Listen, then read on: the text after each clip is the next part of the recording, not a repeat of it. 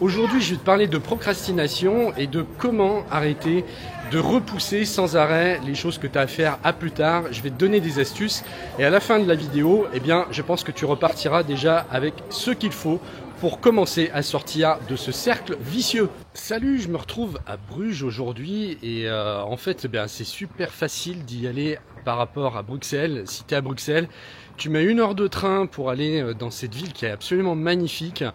Et puis en plus, tu y vas hyper facilement donc par la gare centrale au centre de Bruxelles pour 35 € l'aller-retour. Donc en fait, tu peux partir la journée et puis revenir le soir. Ça vaut vraiment le coup. Alors aujourd'hui, je voudrais te parler de la procrastination, ce réflexe qui consiste à toujours repousser à plus tard ce qu'on pourrait faire aujourd'hui. Moi, j'ai été le roi de la procrastination une très grande partie de ma vie et j'ai commencé à m'y attaquer il y a une quinzaine d'années parce que vraiment ça me polluait l'existence. Moi, j'étais un grand procrastinateur. En fait, ça a commencé, je pense, quand j'étais enfant. C'est même sûr parce que je faisais mes devoirs, par exemple, j'attendais toujours le dernier moment pour les faire. Alors que, bon, il y en a d'autres qui, dès qu'ils rentraient chez eux à 5h30, ils se mettaient à faire leurs devoirs. Et je me souviens que même en primaire, mes parents n'étaient pas hyper stricts par rapport à ça. Ils nous laissaient une certaine liberté. Mais finalement, les devoirs, je les attaquais genre à 7h30 ou 8h. C'était beaucoup trop tard. Donc c'est un truc qui était ancré en moi depuis très longtemps. Et puis après ça a continué comme ça, toute ma scolarité où j'ai passé 3 fois mon bac. Et pour les révisions c'était une catastrophe parce que j'ai passé 3 fois mon bac, mais à chaque fois j'ai refait la même connerie, la même erreur. C'était de réviser au dernier moment. Je voyais les semaines qui défilaient et il n'y avait rien à faire, je m'y mettais pas. Et puis, à la fin, je finissais par réviser les 2 derniers jours avant de passer les épreuves. Plus tard, ça a été la même chose quand je devais refaire des trucs, genre ma carte d'identité, j'attendais 8 ans avant de la refaire.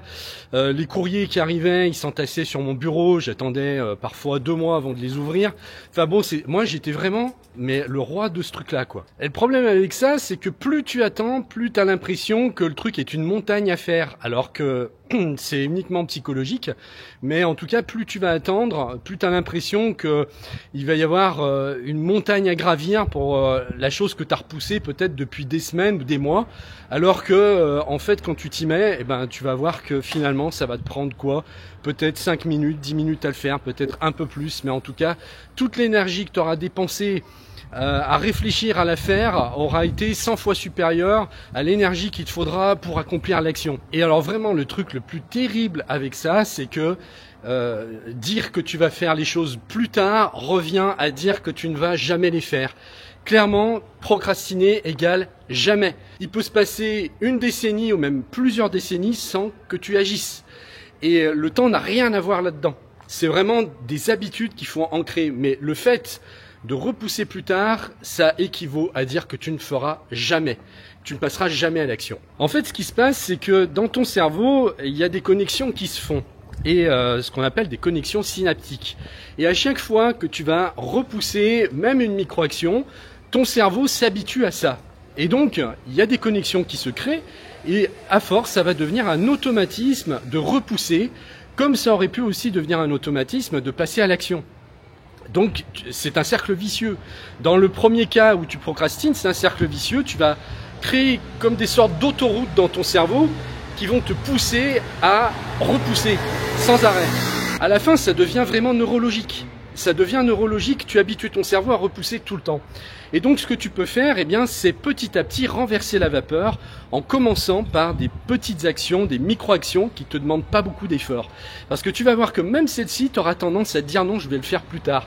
Comme moi, par exemple, je laissais mes lettres sur mon bureau qui s'entassaient alors qu'il fallait 1 seconde pour prendre un coup de papier, déchirer l'enveloppe et regarder au moins ce que c'était. Parce que à cause de ces conneries-là, il y a certaines choses, des fois ça peut t'entraîner en fait dans des trucs Pas grave, mais si, ça peut. Si tu as une lettre qui est importante et que tu n'y réponds pas. Je pense notamment à des déclarations que tu as à faire ou des échéances à payer, par exemple. Bah, si tu le fais pas, tu peux te prendre des majorités de retard, des trucs comme ça. Et puis ça peut être des fois plus grave que ça. Et moi, je me suis lancé ce défi de devenir digital nomade en 60 jours, alors que c'était pas le bon moment pour le faire, ni pour mon business, ni financièrement.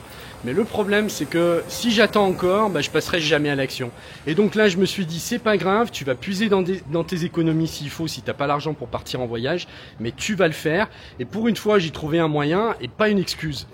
Et donc en fait, c'est jamais le bon moment pour agir. On pense toujours qu'il va y avoir un moment parfait pour pouvoir agir, mais c'est faux. Ce moment-là n'existe pas. En fait, c'est dans ta tête. On peut pas attendre dans la vie que tous les feux passent au vert pour commencer à agir et faire ce qui nous tient à cœur. L'illusion, c'est de penser que demain sera un meilleur jour pour passer à l'action. Mais demain, ou dans une semaine, ou dans un mois, ou dans 2 mois, ce sera aussi ton présent.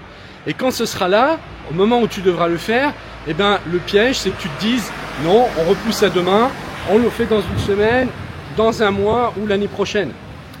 Le futur n'existe pas et tu agiras toujours dans le présent. Et je sais que même le fait de le comprendre ne te pousse pas à agir pour autant.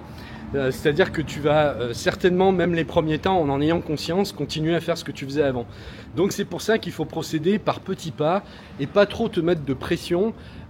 Commence par des micro-choix pour reconstruire tes connexions synaptiques, ces fameuses connexions neuronales. Même si au départ, tu le fais avec des petites actions, ça va être un cercle vertueux qui va se renforcer au fur et à mesure et ensuite où tu pourras envisager de faire des actions plus grosses. Et bon, c'est toujours la politique des petits pas que je mets en place moi-même pour ma vie. Les petits pas, c'est magique parce qu'on n'a pas besoin de se forcer. C'est doux et c'est progressif. Donc voilà ce que j'avais à te dire pour aujourd'hui. Eh bien écoute, si tu as aimé cette vidéo, n'hésite pas à la liker et puis à t'enregistrer, à t'inscrire sur ma newsletter où en fait je partage mes vidéos en avant-première et je partage mes réflexions par email.